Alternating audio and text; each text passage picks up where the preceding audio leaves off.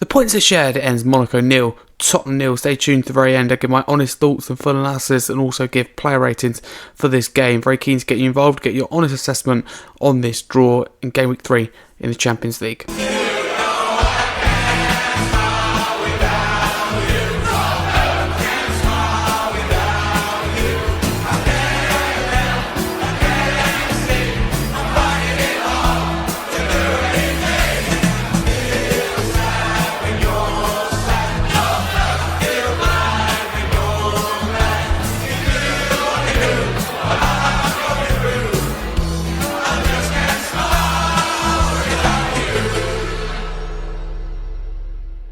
If new to the channel, please like and subscribe. I'll be totally honest with you, we were simply outplayed in this game. Monaco played us off the park, and I don't even think they're fantastic, and I don't think they were fantastic either. I think there's some sloppy passes, and they clearly lack the quality. I believe it's the first game or first few games of their new manager, so it didn't really come together for Monaco. Of course, there's talents to watch, Farty and Akliouche, who are good and did cause us problems, but I just felt that Tottenham made this game a lot harder. Having said all of this, we can tell the way that we set up, the way that Thomas Frank sets up, the way you're speaking post-match, pre-match, and just the substitutions in game, especially towards the end. You could just tell that Tottenham were prepared to take the draw, and we got that draw on football's results-based business, and we've gone there to a game where we've been second best and been, got a draw out of it. It's just, I think you've got to take that in the grand scheme of things, but also you've got to look at it and go performance. It looked really disjointed, I think would be the word at times. We had absolutely no control, and I think it would be fair to say, and I would go as far as saying, because I think it's totally reasonable, that Vicario on his own, single-handedly, is the reason we got a draw in this game. He literally saved us time after time, and they were not clinical, Monaco. That's something that's really fair to say. Minamino, if you remember his brief time at Liverpool, then also another brief time at Southampton, 2 spells in the Premier League, but he was very not clinical is the word here. I mean, he getting in dangerous positions but couldn't quite finish it off. Akliouche is a thorn in our side, clever ball over the top.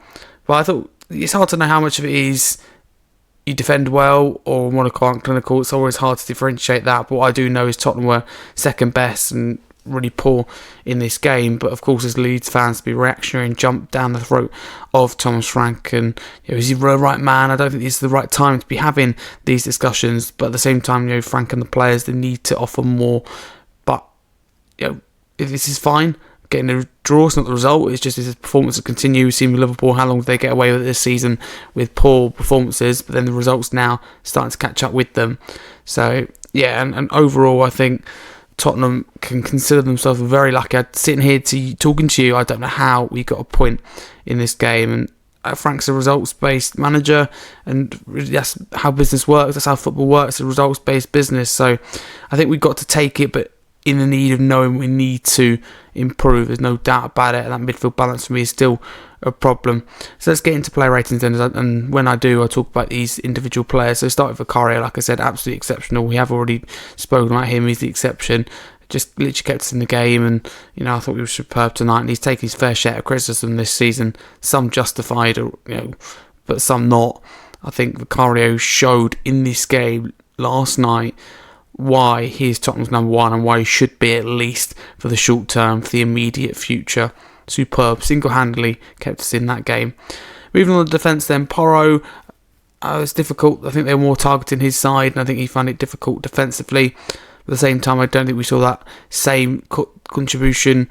I think he meant well, but Kudus defensively, I think, did struggle as well. So as a two, they were targeted down that side. I think it was something probably deliberate pre-match, but he still looked good going forward, Porro. I think he put in some nice balls, he puts himself out and about, and he showed quality in moments, but still not his night. So 6 for him. Danso, I'll give a 6. I think his physicality, his aggression is very good. Such a sensible defender as well, long throws. So he's a threat in both boxes, in terms of threat in an opposition box he can cause problems from his throwing, even if he's not in the box himself. And also in our box as well, he's very good at dealing with players. Van de Ven, I'll give a 7. I think his recovery pace as well as aggression he showed in this game was very, very key. I think he was very good.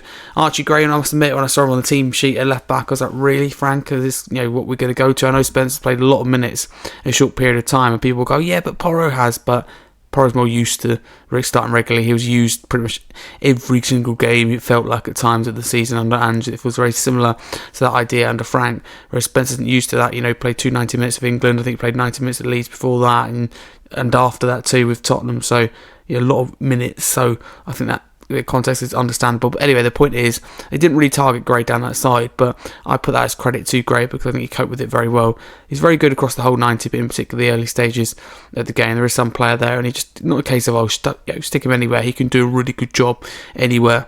Midfield then, Paulinho. I mean, you can literally, doesn't he, making a career out of incredible tackles, made more in this game, offering vital protection to what was an awful performance. Be probably Paulinho, if we talk about big reasons that Tottenham don't lose this game. Vicario is 1 and Paulinho is another, and I'll give him a 7. Ben Score, I'll give a 6. Nice, kind of safe passes, but not really involved in the game, not his finest game. So I'll give him a 6. Berger, I'll give a 5. I think it's a night to forget. It's a shame. I think a lot of Spurs, I was looking forward to seeing him start when we saw his name on the team sheet. That flair player, and he's trying hard, don't get me wrong, but he got caught in possession quite a few times because I think Monaco pressed and they doubled up. If you notice, they only really doubled up when Bergvall or Kudus got the ball. That's absolutely tactical, if you ask me. Forward line then, I will give Kudus a 6. He's trying to make things happen, and he's working really hard, and you just see in moments like a couple of really good crosses, wins free kicks really well, and I could probably go a little bit higher because when he's your target, or when he is, or anyone's targeted in a game, it's really hard. That's where the best players have got to find ways around that to navigate, kind of to beat your man, as they call it. Odeberg gave a 7. I think I said it, didn't I, in the player ratings after the Villa defeat, and I'll say it again, Odeberg's getting better game by game. I think he's very good at times in this game. I think a lovely little cross that could lead to more. I think Van de Ven got his head on it, and he just is a really clever and smart player, Odeberg. I think we've finally seen the player that we did sign, and someone really needs to take that left wing position by grasp. Could it be Richarlison? Put that name out there, or was it Odeberg at the moment, or could it be someone else like a Johnson? I think, personally unlikely at the moment. Richarlison, I'll give a 5. I think he works hard, you can always give that to him, but sometimes I think he does lack the quality, and of course his form is, very dipping at the best. Substitutes then, Sarr, I'll give a 5. I think he struggled to get to the pace of the game, if I'm totally honest with you, which is a shame. I mean, what happened to him? Because he used to start in the 10, he has this season, and Frank's side in the 10 more centrally and further forward than the 2, and done an excellent job, but he hasn't been really played there since. He'll be given many minutes since, so a bit baffling that. Anyway, Simmons, I'll give him a 6. We think a lot of Spurs fans criticise him for not being involved or showing quality. Well, he was certainly more involved in this game. Again, a couple of moments, but there's one time where it's set up perfectly for him to shot and he didn't, and another shot he plays over the bar, it was quite poor. So still early days for Simmons, but he needs to be more confident and trust his ability that he knows he has. Johnson, I give a 5. I think it took him 10-15 minutes to even get his first touch. We did have a moment that could have nicked it for us, and that's what he would have been brought on for, but an amazing block. We never know how good that shot was from Johnson, whether it had the conviction, it had the power behind it. Wani, I give a 6. That goes as far as saying he has to start on Sunday, even if we say, look, let's play an hour. If you're not 100% fit, I want to introduce you gradually. That'd be the sensible thing to do. But he looked very good in this game, winning free kicks, dropping deep, allowing runners in behind. I think he's very good in this game. And Spence, I give a 6 as well. Just commanded that side of the pitch when he comes on, as he does. You're not going to beat Jed Spence. It's as simple as that. But quick summary, absolutely delighted with the result, and you should never be delighted with the draws. Maybe I've gone too far, but at the same time, I look at that performance and go, we didn't deserve anything. I'll be totally honest with you. That's what you'll get from me and here at the channel. Love my club, Tottenham, but if I'm honest, I don't think we deserve anything from this game, and I always will try and be honest with you, and this is an example of this. So, poor performance from Tottenham. Some things back to drawing board for Thomas Frank, but I don't think there's any need to jump to conclusions. 5 points after 3 games isn't bad. It could be better, it could be worse, of course. But overall, these players on the pitch in particular, but also Thomas Frank, have to show a little bit more now, for the pressure will pile on, as it always does when you've had a good window, etc, etc. So Frank's still fully behind him. I think he's still experimenting, and he did feel very negative and a pessimistic approach, but if it gets you results, I think it's absolutely worth it. But thank you very much for watching. Let me know what you thought of this game in the comments below. I will ask you if you're a man of the match, but I've got the feeling it will be Vicario. But yeah, like I said, appreciate you watching this video. If you're new, like, subscribe, and a massive come on, you Spurs.